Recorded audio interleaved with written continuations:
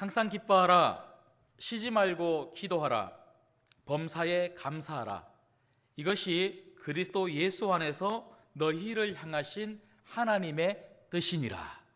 데살로니가전서 5장 16절에서 18절 말씀입니다.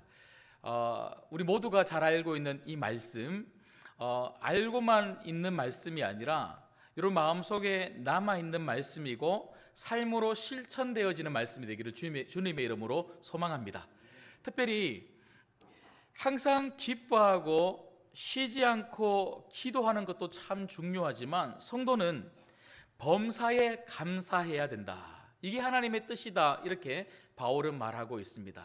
여러분, 감사라고 하는 이 단어 앞에 바울은 범사라고 하는 단어를 연결하고 있더라고요. 우리는 감사할 일들이 많을 때만 감사해야 되는 성도들이 아니라 감사할 수 없는 상황에도, 어떤 상황에도, 어떤 조건 아래에서도 우리는 감사할 수 있어야 한다는 것이죠. 여러분, 지난 한 주간 여러분들은 맥주 감사주일 오늘을 기다리시면서 6개월을 한번 되돌아보았을 것입니다. 그 6개월을 되돌아보았을 때에 감사할 일들이 참 많았던 환경과 상황도 있었지만 그렇지 못한 일들도 굉장히 많았을 것입니다. 그러함에도 불구하고 오늘 이 시간에 우리는 그 6개월 모든 순간순간을 하나님께 감사할 수 있어야 한다는 거죠. 왜냐하면 여러분, 사도 바울이 데살로니가전서 5장에서 항상 범사에 쉬지 않고 늘 감사해야 될 그 이유에 대해서 이렇게 이야기하고 있습니다. 이것이 그리스도 예수 안에서 하나님의 뜻이다. 그러니까 예수 안이라고 하는 이 말을 사용하고 있더라고요. 여러분, 우리가 좋았을 때도 예수님은 우리의 예수님으로 함께 하셨고요, 우리가 생각하기에 왜 이렇게 어렵고 힘들고 답답한 문제가 있나, 너무 힘들다, 너무 지친다, 그럴 때도 예수님은 저 멀리 계신 것이 아니라 우리 가까이 우리와 함께 해주신 예수님인 줄 믿습니다. 모든 상황 가운데 그 예수님은 함께 해주셨기 때문에 우리가 여기까지 왔고, 오늘 또 예수님을 함께 하시고 앞으로도 우리 예수님이 함께 하실 것입니다. 그래서 우리의 감사의 이유는 환경과 조건이 아니라 나와 함께 하시는 예수님, 그 예수님 때문에 감사할 수 있는 거예요. 그 예수님 때문에 기뻐할 수 있고, 그 예수님 때문에 쉬지 않고 기도할 수 있고, 그 예수님 때문에 오늘 또 범사에 감사할 수 있는 줄 믿습니다. 여러분, 오늘 또 말씀해 보시면 제자들에게 엄청난 어려움이 찾아왔죠. 바람이 얼마나 거세게 불었는지 풍랑이 일어납니다. 이 풍랑을 뚫고 목적지까지 가야 되는데 도무지 갈 수 있을지 모를 정도로 너무 힘든 그런 어려운 공경 속에 이 제자들은 지금 빠져 있습니다. 그렇지만 예수님은 그들에게 찾아오셨습니다. 그리고 그들과 함께 하셨습니다. 그들과 함께 해주신 그 예수님 때문에 이들은 무사히 목적지까지 갈 수 있었던 것이죠. 이처럼 우리 인생에 풍랑이 찾아온다 할지라도 예수님만 함께 하신다면 그것 때문에 우리에게 기쁨이 되게 될 줄 믿습니다. 여러분, 오늘 저는 예수님께서 이 풍랑을 잠재워 주시고 제자들과 함께 하시면서 목적지까지 안전하게 가게 하신 이 이야기를 통해서 세 가지 예수님이 저희들에게 말씀하시고 싶고 가르쳐 주고 싶고 보여주고 싶은 교훈, 그 세 가지 교훈을 좀 찾아보려고 합니다. 첫 번째는요, 우리가 인생의 풍랑 속에서 만나야 할 분은 바로 예수님이라는 것입니다.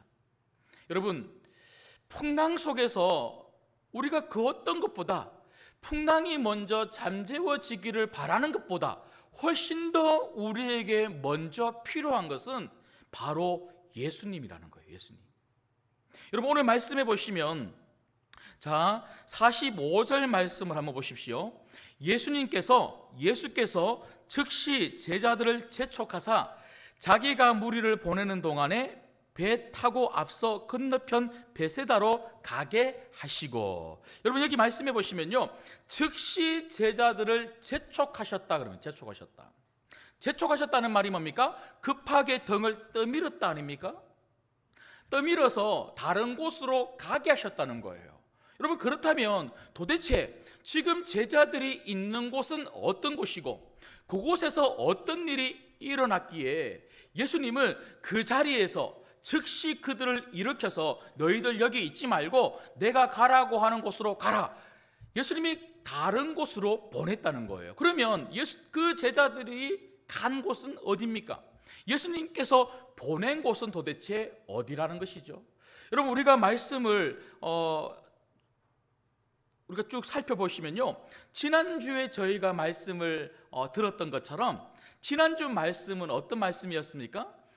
오병이어 5덩어리의 떡과 2마리의 물고기를 가지고 예수님께서 기도하시고 난 다음에 제자들에게 주시면서 나누어 주어라 했더니 남자만 5,000명이니까 여자들과 자녀들까지 합치면 10,000명이 넘는 사람들, 그 수많은 사람들이 배불리 먹고도 12강주리가 남을 정도로 엄청난 기적과 역사와 회복이 있었습니다.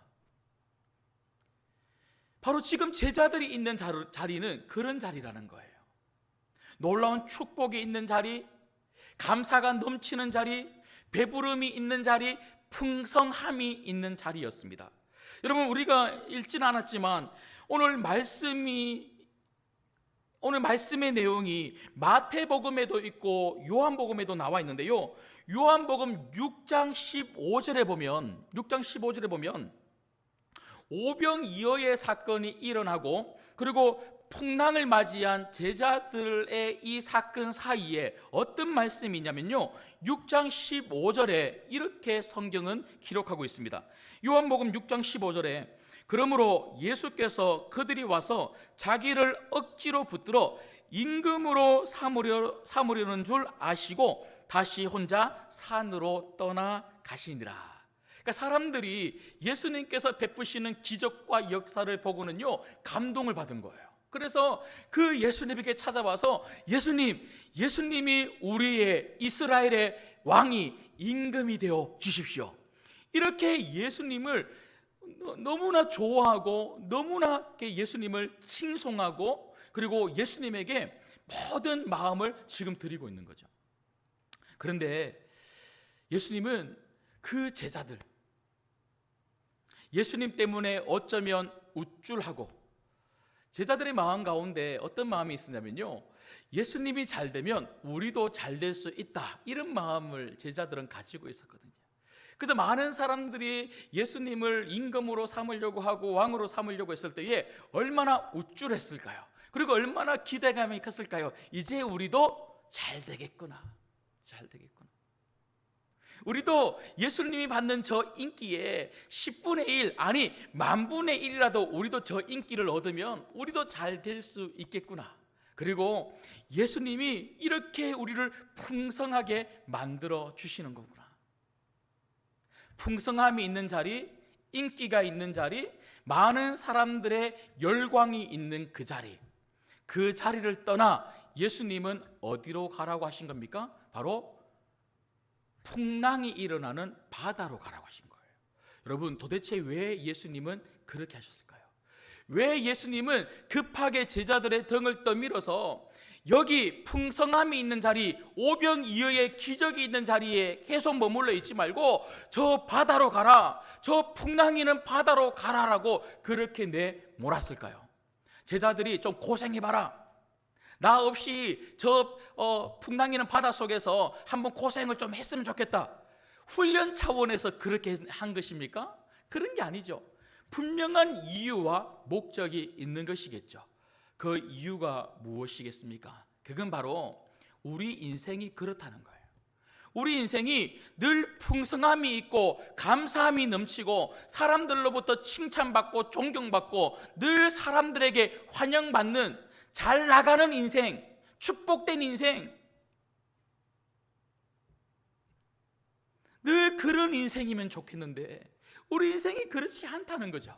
오히려 더 많은 경우에 오늘 이 제자들처럼 바다가 출렁이는 풍랑 속에서 사투를 벌이는, 살기 위해서 사투를 벌이는 그런 인생, 그 제자들의 삶이 우리의 삶이 아닙니까? 그런데 오늘 이렇게 바다 위에서 사투를 벌이고 있는 이 제자들에게 누가 찾아오셨습니까? 바로 예수님이십니다. 여러분, 예수님은요, 지금 풍랑 속에서 고생하고 있는, 고난 가운데 있는 그 제자들을 나 몰라라 하지 않으셨습니다. 그리고 그 풍랑이는 바다를 기꺼이 예수님은 걸어서 그 제자들에게 찾아오신 거예요. 여러분, 요한복음에 보면 그 제자들이 배를 띄워서 다른 곳으로 향하여 나아가는 이 거리가 얼마나 되었는지를 말하고 있는데요, 10열이라고 합니다. 여러분, 10열이쯤 되었다 그렇게 이야기하고 있는데 이것은 약 6km 정도 이야기합니다. 어두운 밤이었어요. 바람이 몰아칩니다. 파도가 얼마나 거세게 치고 있는지 몰라요. 그런데 제자들의 배가 어디까지 갔다고요? 6km나 떠나 있습니다. 여러분, 예수님은요 그 6km를 걸어오신 거예요. 그 바다 위를 걸어오셔서 기꺼이 풍랑 속에서 고생하고 있는 그 제자들을 찾아오셔서 그 제자들을 위로해 주시고 그 제자들을 도와주신 거죠. 여러분, 이 이야기를 통해서 예수님이 제자들에게 말하고 싶고, 그리고 이 말씀을 듣고 있고 이 말씀을 읽고 있는 우리들에게 가르치고 싶은 것이 무엇입니까? 풍랑 속에서 우리가 절대적으로 만나야 할 한 분이 있는데 그분은 바로 예수님이라는 것입니다. 여러분, 우리는 풍랑을 맞이하면 우리는 자꾸만 무엇을 요구합니까? 하나님, 이 풍랑을 잠재워 주세요. 하나님, 오병이어의 사건만, 그런 풍성함만, 그런 감사함만, 그런 이적과 역사만 내 인생에 가득하게 해주세요. 늘 우리는 잘 살고 싶고 잘 되고 싶고 잘 먹고 싶고 행복하고 싶고 늘 그렇게만 살고 싶은 거예요. 그래서 어떤 문제가 생기면 문제가 없어지기만을 그렇게 원하죠. 그리고 그 문제를 예수님께서 없애주기만을 원하는 거죠. 그런데 예수님은요, 문제를 없애기 전에 먼저 우리를 만나고 싶은 거예요. 풍랑 가운데 있는 우리, 고난 가운데 있는 우리를 먼저 만나서 우리를 위로하고 싶은 분이 바로 예수님이십니다. 여러분, 그래서 오늘 우리는 우리 스스로에게 좀 물어봐야 됩니다. 나는 얼마나 이 예수님을 만나고 있는가? 그리고 이 예수님을 얼마나 만나고 싶어 하는가? 나는 문제가 생기고 어려움이 생기고 풍랑이 생기면 자꾸만 나는 이 제자들처럼 풍랑이 없어지기만을 그렇게 바라고 그렇게 기도만 했던 사람이 아닌가? 여러분, 기도는 물론 우리의 간구와 우리의 소원을 하나님께 아뢰는 것이 기도이긴 하지만 정말 기도의 본질은 무엇입니까? 그건 바로 하나님을 만나는 것입니다. 여러분, 그러고 보니까 오늘 또 말씀해 보시면요, 자 46절 말씀을 한번 보십시오. 46절 말씀 보시면 무리를 작별하신 후에 기도하러 산으로 가시니라. 우리 예수님도 지금 수많은 사람들이 열광하고 수많은 사람들이 왕이 되어 주십시오, 임금이 되어 주십시오 이렇게 요구하고 있는데도 불구하고 예수님은 그런 인기에 절대로 마음이 흔들리지 아니하셨습니다. 예수님은요, 그런 거에 별로 관심이 없었어요. 예수님의 관심은 뭡니까? 기도함으로 말미암아 하나님 아버지를 만나는 거였어요. 예수님은 그 어떤 것보다 그분이 하나님이셨지만 그 하나님이신 예수님은 늘 언제나 기도를 통하여 하나님을 만나는 것만큼 중요하게 여기는 시간이 없었다는 거예요. 여러분 잘 아시는 것처럼 예수님은요, 사역을 시작하실 때에도 매일 새벽마다 하나님 앞에 엎드려 기도하고 하나님을 만남으로 사역을 시작하셨습니다. 심지어 십자가로 가시기 전에도 예수님이 무엇 하셨습니까? 기도하셨어요. 겟세마네 동산에서 그 고통, 십자가의 고통을 가지고 하나님 앞에 내어놓고 간절히 기도하셨어요. 여러분, 그러고 보니까 제가 어제 말씀을 정리하고 마무리하면서 제가 한번 생각해 봤어요. 나는 언제 가장 많이 기도했나? 나는 언제 가장 간절하게 절실하게 기도를 했나? 가만히 되돌아보니까요, 어려웠을 때더라고요. 힘들고 지치고 어렵고 문제가 많았을 때 그때 정말 납작 엎드려 기도했더라고요. 물론 평안할 때도 기도해야 되겠지만 성도들은요, 풍랑이 몰아칠 때 반드시 기도를 해야 합니다. 여러분, 제가 그렇게 생각을 하면서 이 말씀을 정리하다 보니까 유학 때가 생각이 나던데요, 너무너무 힘들었기 때문에 정말 기도를 많이 했던 것 같아요. 학비가 없어서 기도했어요. 학비를 내야 되는데 학비가 없는 거야, 학비. 그래서 학교에서 학비 내라고 자꾸 이렇게 이야기를 하는데, 이거 어떻게 뭐 돈이 생기는 것도 아니니까 막 어떻게 해야 될지 모르겠는 거예요. 그런데 학교에서 재촉하다 그분들도 저한테 자꾸 재촉하려니까 미안하니까요, 오히려 그분들이 피하더라고요.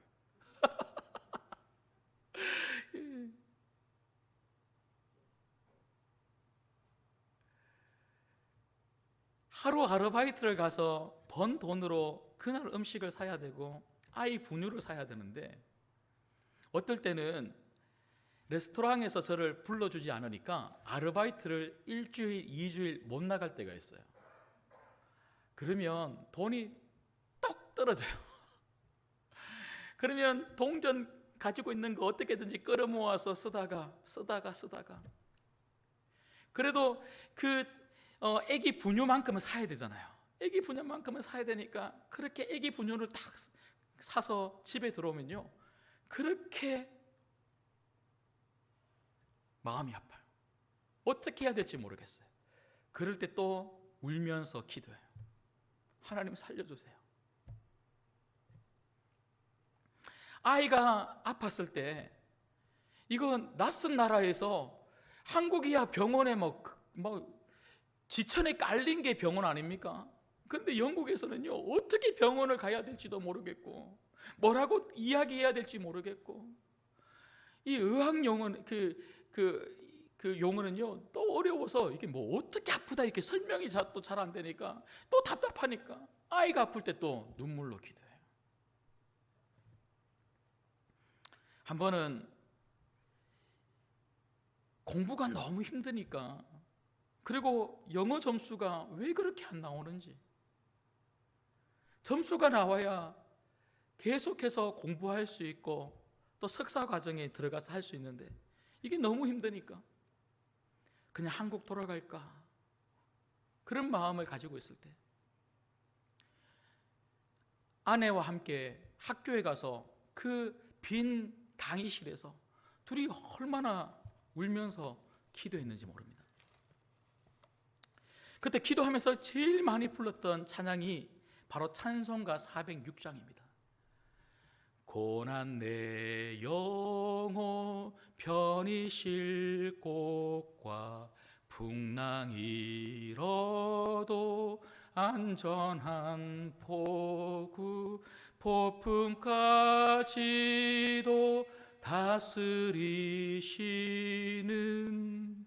주의 영원한 팔 의지해 주의 영원하신 팔 함께 하사 항상 나를 붙드시니 어느 곳에 가든지 요동하지 않음을 주의 팔을 의지함이라. 야, 유학 기간 동안 이 찬양을 얼마나 많이 불렀는지 몰라. 이 찬양 부르면서 울고 그렇게 기도했어요. 근데 여러분, 돈이 없어서 울면서 기도하고, 아이가 아파서 울면서 기도하고, 공부가 안 돼서 울면서 기도하고, 영어 점수가 안 돼서 울면서 기도하고, 이렇게 기도했을 때에 하나님이 즉시 응답해 주셨을까요? 환장하겠더라고요. 아니, 이렇게 눈물로 기도하고 울부짖으며 기도하고 찬양으로 기도하면 하나님이 응답해 주셔야 되는데 응답을 안 해주시더라고요. 그런데 하나님의 응답보다 더 좋은 것이 기도 가운데 제게 부어지더라고요. 그건 바로 우리 예수님이 찾아오신 겁니다. 우리 예수님이 찾아오셔서 마음을 만져주시고, 저를 다시 낙심하고 절망하고 있고 염려하고 있는 저를 다시 이렇게 세워주시는 그 예수님, 그 예수님을 만나게 되더라고요. 여러분 어떤 문제 가운데 있습니까? 어떤 어려움이 여러분 가운데 있습니까? 어떤 풍랑 속에서 힘들어하고 있습니까? 오늘 우리가 만나야 될 분은 바로 예수님이십니다. 예수님 만나시기를 주님의 이름으로 축복합니다. 그런가 하면 두 번째는요, 오늘 이 이야기를 통하여 우리가 받을 수 있는 두 번째 교훈은, 우리는 내 힘이 아니라 예수님의 힘으로 살아야 한다는 것입니다. 여러분, 오늘 본문 48절 말씀을 같이 읽겠습니다. 48절 읽겠습니다. 시작. 바람이 그 스름으로 제자들이 힘겹게 노젓는 것을 보시고 밤 사경쯤에 바다 위로 걸어서 그들에게 오사 지나가려고 하시매. 아멘. 여러분, 예수님이 지금 몇 시쯤 오셨습니까? 밤 사경쯤에 제자들, 풍랑 가운데 있는 그 제자들에게 찾아오셨습니다. 이 밤 사경이라고 하는 시간은요, 새벽 3시에서 6시 사이를 이야기를 합니다. 여러분, 예수님이 새벽 3시 칠흑과 같은 어둠을 뚫고 여전히 바람이 불고 여전히 파도가 그세게 몰아치는데도 불구하고 그 바다 위를 걸어서 그 제자들에게 찾아오셨는데, 이 시간 동안 제자들은 무엇을 하고 있었습니까? 오늘 저희가 읽었던 말씀 48절에 보니까요, 예수님이 새벽 3시에 찾아올 때까지 제자들은 힘겹게 노를 젓고 있었다는 거예요. 여러분, 왜 힘겹게 노를 저었을까요? 어떻게든지 자신들의 힘으로 이 배를 안전하게 육지까지 가려고, 버텨보려고 노력을 한 것입니다. 그런데 아무리 노력을 해도 힘만 빠지는 거예요.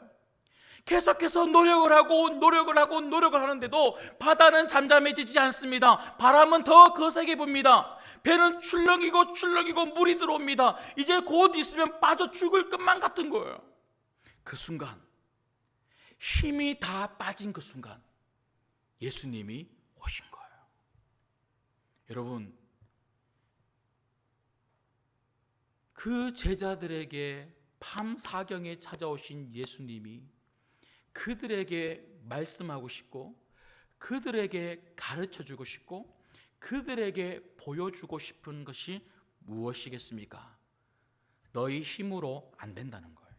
예수님은 예수님의 제자들의 힘이 빠질 때까지 기다리셨다가 밤 사경에야, 새벽 3시가 넘어서야 그들에게 오셔서 너희 힘으로 안 되지,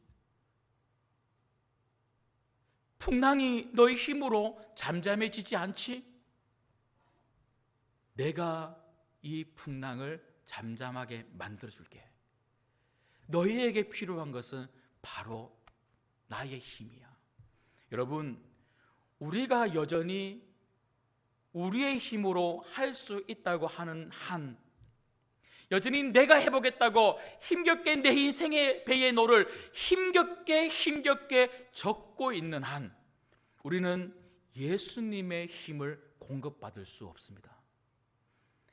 내 힘을 내려놓을 때, 밤 사경이 되어야지만 비로소 예수님이 보이기 시작하고요, 예수님의 힘을 간구하기 시작하는 거죠. 여러분, 지난 금요일 저희가 이사야 40장 말씀을 저희가 살펴보았는데요, 그날 오지 못하신 분들을 위해서 좀 같이 이사야 40장 말씀을 한번 보기를 원합니다.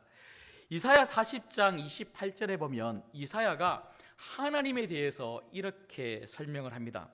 너는 알지 못하였느냐? 듣지 못하였느냐?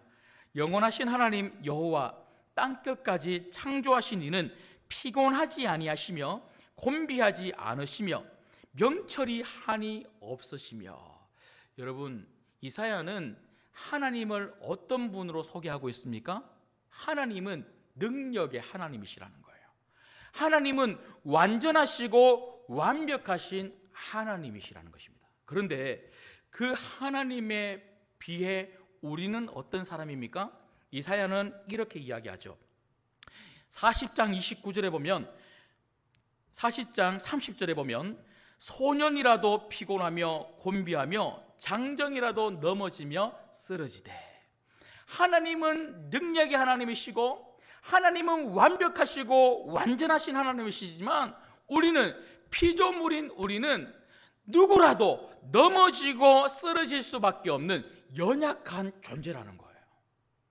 여러분, 이 땅에 존재하는 그 어떤 사람도 완벽한 사람은 없고요, 그 어떤 사람도 스스로 인생을 헤쳐나갈 수 있는 능력을 가지고 있는 사람은 한 명도 없습니다. 그렇기 때문에 우리는 어떻게 해야 된다고 이사야는 이야기합니까? 오늘 29절 말씀해 보니까 피곤한 자에게 능력을 주시며 무능한 자에게는 힘을 더하시나니. 완벽하신 우리 하나님, 능력의 하나님은 우리에게 힘을 주시고 싶어 하시는 하나님이라는 거예요. 그 힘으로 이 땅 가운데 살아가기를 원하신다는 것이죠. 그래서 31절에 이사야는 마지막으로 이렇게 이야기합니다. 오직 여호와를 앙망하는 자는 새 힘을 얻으리니 독수리가 날개치며 올라감 같을 것이요 다른 박질하여도 곤비하지 아니하겠고 걸어가도 피곤하지 아니하리로다. 아멘. 여러분, 하나님의 힘을 앙망하는 자, 하나님의 힘이 정말 저에게 필요합니다, 하나님께 간절히 간구하고 기도하는 자에게 우리 하나님은 기꺼이 하나님의 힘을 우리에게 공급해 주실 줄 믿습니다. 오늘 또 이 하나님의 힘이 필요하지 않습니까? 여러분의 인생의 배를 여러분이 힘겹게 계속 저어오지 않으셨습니까? 오늘 이 시간이 밤 4경이 되기를 주님의 이름으로 축복합니다. 힘을 빼야 됩니다. 안 된다고 하나님 앞에 고백해야 됩니다. 여러분, 우리가 정말 내 힘으로 그렇게 살아오셨다면, 하나님, 내 힘으로 이렇게 살아와 봤는데 안 되는군요, 하나님, 이제는 하나님의 힘으로 내 인생을 살 수 있도록 저를 좀 도와주십시오. 그 예수님의 힘을 우리가 공급받을 때 예수님의 힘으로 우리는 이 풍랑을 이기고 극복하고 마침내 가야 할 목적지까지 우리가 가게 될 줄 믿습니다. 마지막 세 번째는요, 오늘 풍랑을 잠잠케 하신 이 예수님의 이야기를 통하여 우리가 받을 수 있는 세 번째 교훈은, 우리는 풍랑을 잠잠케 하시는 예수님을 바라봐야 된다는 것입니다. 여러분, 우리는 이렇게 예수님에 대해서 말씀을 듣고, 그리고 말씀을 통하여 예수님이 얼마나 능력이 대단하신 하나님이신지, 그 하나님을 말씀을 통해서 우리가 발견하고 믿는다라고 고백은 하면서도 실상 풍랑이 몰아치는 순간 믿는다라고 하는 우리조차도 우리는 자꾸만 무엇을 보냐면요, 풍랑을 보는 거예요. 지금 이 말씀에 나오고 있는 사람들은요, 예수님의 제자였어요. 예수님의 제자들은 예수님과 함께 동거동락하면서 얼마나 많이 예수님으로부터 말씀을 듣고 말씀을 배웠겠습니까? 그리고 직접 예수님을 경험했습니다. 예수님의 놀라운 이적과 기사를 그들은 경험했습니다. 바로 직전까지 예수님께서 오병이어 5 덩어리의 떡과 2마리의 물고기를 가지고 수많은 사람들을 먹이신 그 예수님의 기적을 그들은 직접 체험했습니다. 그런데 오늘 말씀해 보니까요, 풍랑이 일어나니까 그 체험은 온데간데 없고 예수님을 바라보지 못하고 예수님을 생각하지 못하고 그들은 풍랑을 계속 주목해서 바라보면서 어떻게 할까? 풍랑만 바라보면요, 두려움이 찾아와요. 두려움이 계속해서 찾아오고 두려움이 쌓이고 쌓이면요, 이 두려움이 나를 완전히 압도해요. 두려움이 나를 압도하면 나는 아무것도 할 수 없는 너무나 초라한 존재가 되는 거예요. 절망 속에 빠져드는 거죠. 여러분, 그러고 보니까 저희가 오늘 읽었던 말씀 50절 51절 사이에 50절 51절 사이에 마태복음 14장에는요 베드로의 이야기가 나와요. 예수님께서 그 제자들을 찾아오셨죠. 그 제자들을 찾아오셔서 예수님이 그 제자들에게 뭐라고 말씀하시냐며, 왜 그렇게 두려워하니? 두려워하지 말라라고 말씀하시면서 안심하라, 내니 두려워하지 말라. 안심하라, 내니 두려워하지 말라, 그렇게 말씀하셨습니다. 여러분, 여기 내니라고 하는 이 단어는요 헬라어로 에고에이미라고 하는 단어입니다. 헬라어로 에고에이미라고 하는 이 단어의 뜻은 무엇이냐면 나는 스스로 있는 자다. 내니, 이 말은 나는 스스로 있는 자다, 이 말씀을 예수님이 하고 계시는 거예요. 여러분, 나는 스스로 있는 자다, 이 말을 어디에서 우리가 들었죠? 혹시 아시겠습니까? 출애굽기에 가보면 모세가 미디안 광야에서 양을 칠 때에 떨기나무 위에 불꽃을 보고 찾아가지 않습니까? 그 불꽃에 임한 하나님을 만나고 당신이 누구십니까? 물었을 때에 하나님이 뭐라고 자신의 이름을 소개합니까? 나는 스스로 있는 자다. 여러분, 오늘 예수님이 제자들에게 에고에이미, 내니라고 하는 이 말씀은요 바로 나는 하나님이라는 거예요. 그 제자들을 향하여, 제자들아, 내 사랑하는 제자들아, 내가 하나님이다. 내가 너희들을 구원할 구원자 하나님이다. 모든 것이 가능한 능력의 하나님이다. 바람도 잠잠하게 만들 수 있는 창조주 하나님이다. 그 하나님이다라고 말씀하고 있는 거예요. 예수님이 답답한 것은 왜 풍랑만 자꾸 집중하고 묵상하고 저 풍랑 때문에 두려워하고, 정말 너희들 곁에서 늘 함께하며 하면서 너희들에게 보여주었던 그 놀라운 기적과 이적, 그것을 베풀었던 왜 나 예수를 너희들이 생각하지 못하니? 이 말씀을 하고 있는 거죠. 여러분, 그래서 이 말씀을 들었던 베드로가 예수님에게 부탁을 하죠. 예수님, 정말 예수님이 하나님이시라면 저로 명령해 주셔서 저 바다 위를 예수님처럼 건너게 해 주십시오. 저 풍랑이 이는 이 바다를 저도 건너가게 해달라고 요청합니다. 그때 예수님이 그래, 건너와, 바다 위로 건너와, 올라와, 걸어봐. 그래서 그 베드로가 예수님을 봤을 때는요 바다를 걸었어요.